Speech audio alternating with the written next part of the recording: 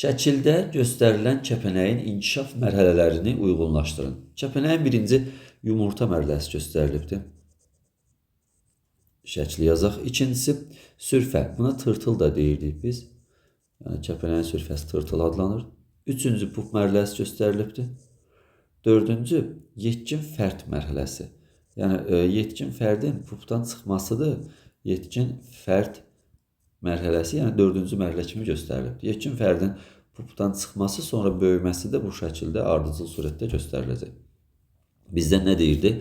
Uyğunlaşdırın deyir. Baxaq, 4 bir neçə gündən sonra cinsi yetişkənliyə çatır və çoxalmağa başlayır. 4 hansıdır? Budur. Bir neçə gündən sonra, yəni yetkin fərddir. Yetkin fərd, bəli, bu düzgün cavabdır. Bir neçə gündən sonra yetkinləşəcək və cinsi çoxalmağa da başlayır. Bir aktiv qidalanır, ehtiyat qida maddəsi toplayır. Tamam, birə baxaq, yumurta aktiv qidalanırmı? Xeyr, bu olmaz. Yəni aktiv qidalanmır o. Ehtiyat qida maddəsi hesabına yumurtadan sülfə çıxacaqdır, passivdir bu. Bir neçə dəfə qabıq dəyişib pupa çevrilir 4. 4 bir neçə dəfə qabıq dəyişib pupa çevrilməz. Yetkin fərd pupa çevrilmir. Sülfədən pup yaranır. Ona görə də bu da səhvdir. Bir neçə dəfə qabıq dəyişib pupa çevrilir. 4 olmaz, səhvdir. 1 də səhv idi. 3 sərbəst həyat tərzi keçirir. 3-ə baxaq.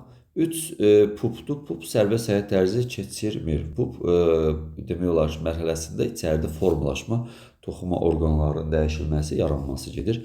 Aktiv qidalanmır. 2 hərəkət etmir. 2-yə baxaq. Deməli 2 aktiv qidalanmır. Xeyr, sülfə aktiv qidalanır və fəal hərəkət edir. Onun üçün də bu da səhvdir. Götürürük və düzgün cavabımızı 4 olaraq qeyd elədik. Deməli, bir neçə gündən sonra cinsi yetişkənliyə çatan, çoxalmağa başlayan bu kəpənəyimiz olacaqdır.